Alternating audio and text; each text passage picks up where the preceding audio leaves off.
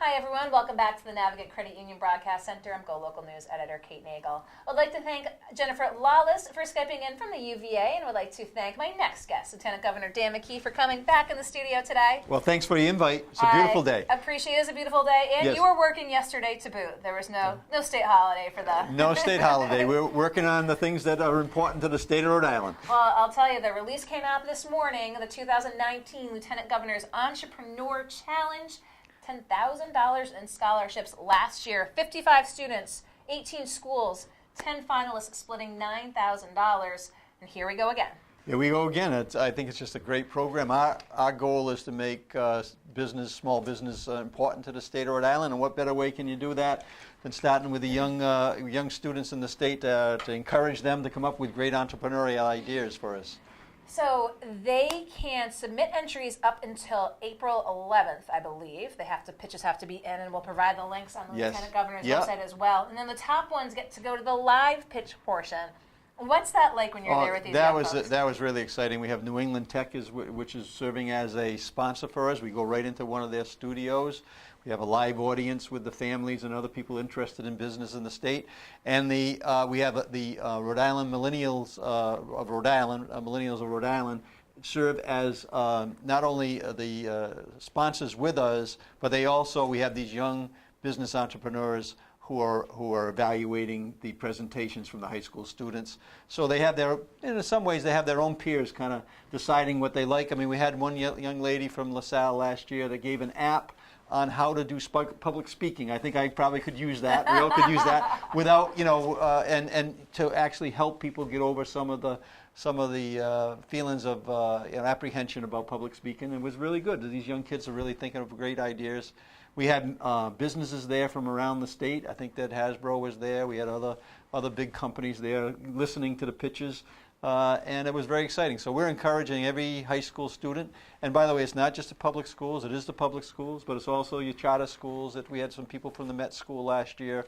It's the young people that are in the private schools, home schools. If you're a high school student living in Rhode Island, even if you're taking your classes outside of the state of Rhode Island, you get to participate and be involved in the Entrepreneur Challenge. And you can come on in, you can participate, and it's kind of like Rhode Island's own Shark Tank.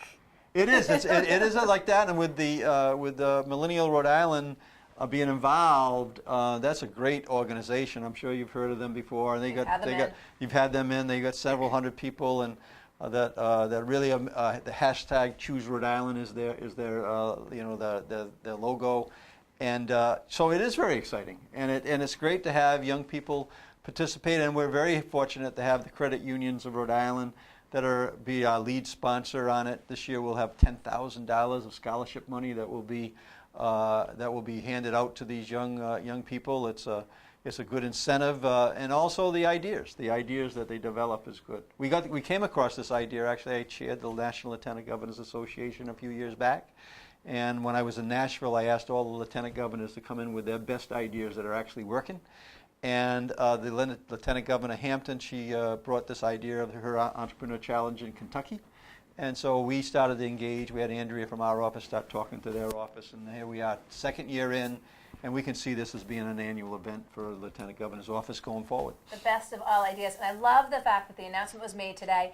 It's a school vacation for public school students around the state. So if you got some time on your hands and you got a teenager, put that brain power to good use and maybe think about putting in an entry, again, for the Lieutenant Governor's Entrepreneur Challenge. Speaking of break, the General Assembly is, in fact, out this week.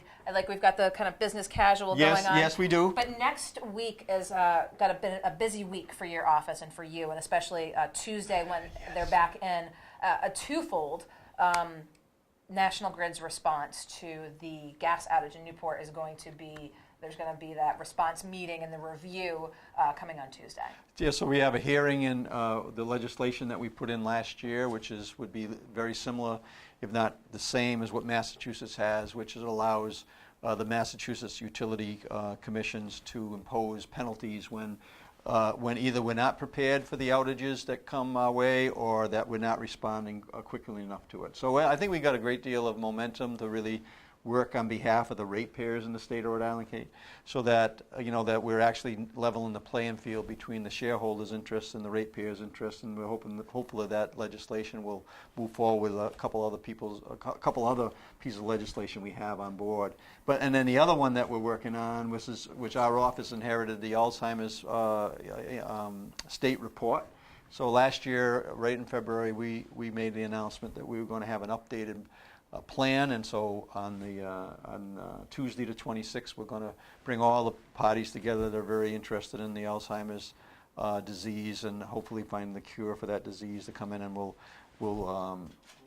show the results of the work we've done for the last year with multiple players throughout the state, whether it's in hospitals, research, community leaders, Rhode Island Alzheimer's Association, and others that we've brought to the table. So that's going to be Tuesday, the end. No rest for the weary. And I just do want to go back to the National Grid legislation. And you talk about holding them accountable in the event of an emergency. And I do know that the legislation would require them to submit an emergency response plan, and how they adhere to it would be the basis of how they're held responsible. Do you think it has teeth? What if National Grid said, well, we gave you our 48-page template of how we would respond to XYZ, and we did respond to XYZ. Do you think there's enough enforcement mechanism there that even above and beyond that the ratepayer is really protected in this instance? Well, the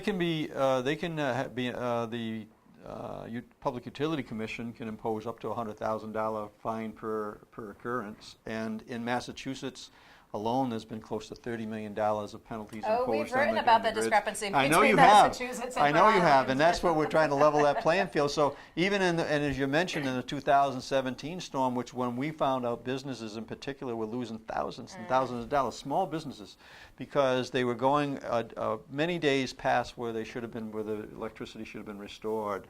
So you're saying there's teeth. And then we found out in that same storm, we had a very critical report that was done, but it didn't have the teeth to it. So there was no penalties imposed.